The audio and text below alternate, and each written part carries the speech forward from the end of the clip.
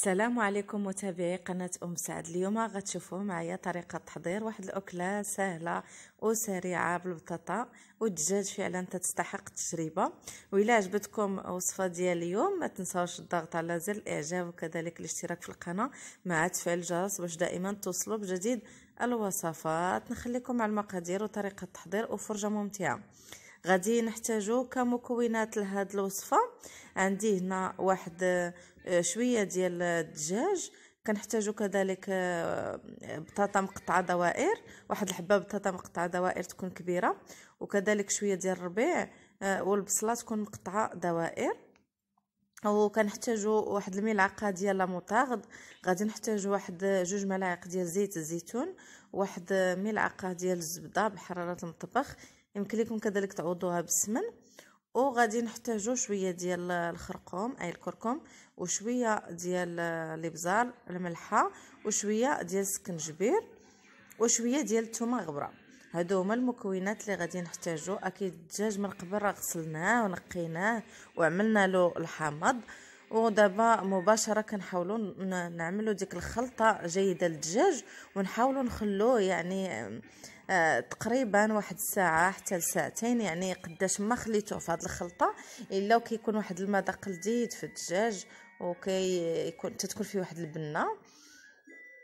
فكما قلت لكم نحاولوا فانا تقريبا غادي نخليه واحد الساعه تقريبا على الاقل، ومن بعد ان شاء الله نعاود نرجع معكم، ندخلوه للثلاجه ونخليوه ساعه، ونكمل معكم ان شاء الله الطريقه ديال تحضير هذه الاكله السريعه.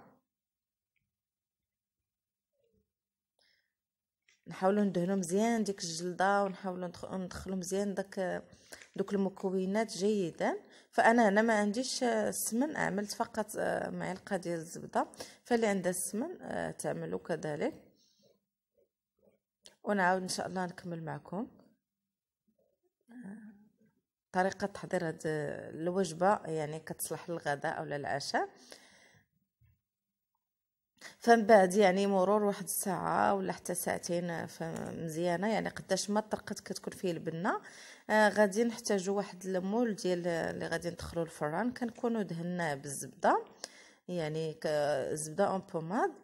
ونحاولوا نفرشوا ديك البصله دوائر في الاسفل كما كتلاحظوا معايا.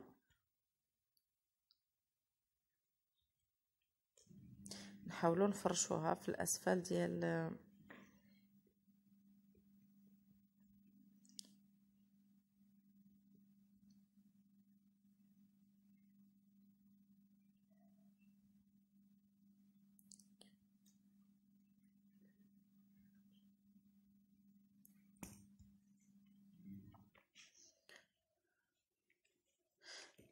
وغادي نوضعوا فوقها داك الدجاج اللي مشرمل من قبل.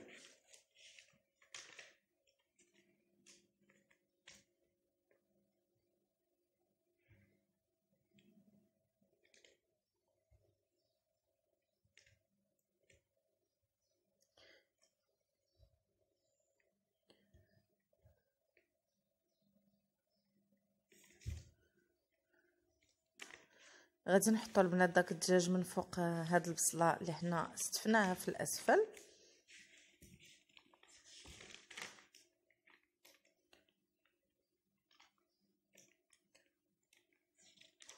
ونوضعوا داك الدوائر ديال البطاطا من الفوق، يعني في جناب عفوا. ونحاول ناخذ واحد الكميه تقريبا ديال كاس صغير ديال الشاي، يعني كاس صغير تقريبا ديك 80 ملي، ونحاولوا نغسل بها هاد يعني هاد الشيء اللي تبقى لي هنا، ونفرغوا فوق ديك البطاطا باش كتدخل ديك يعني ديك البنه في.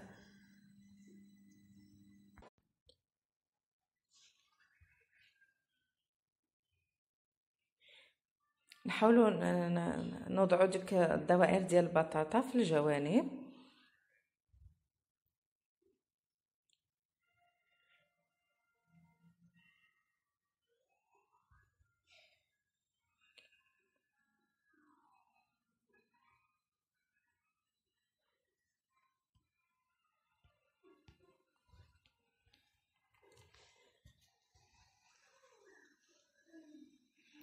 فدابا البنات غادي نحاول ناخذ واحد شويه ديال الماء كما قلت لكم، واحد 80 ملي، نشلل بها هاد الاناء باش هذيك الدغميره تدخل في ديك البطاطا،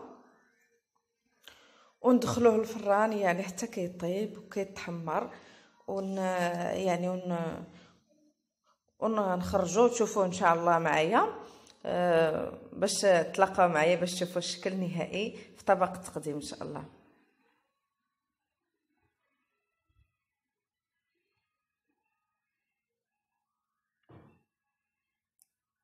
كان هذا هو الشكل النهائي لطبقنا اليوم، اي الاكله ديالنا ديال الدجاج والبطاطا. فعلا كتستحق التجربه. الى عجبتكم الوصفه ديال اليوم ما تنساوش الضغط على زر اعجاب، وكذلك الاشتراك في القناه مع تفعيل الجرس باش دائما تصلوا بجديد الوصفات. الى الملتقى ان شاء الله، بسلامه.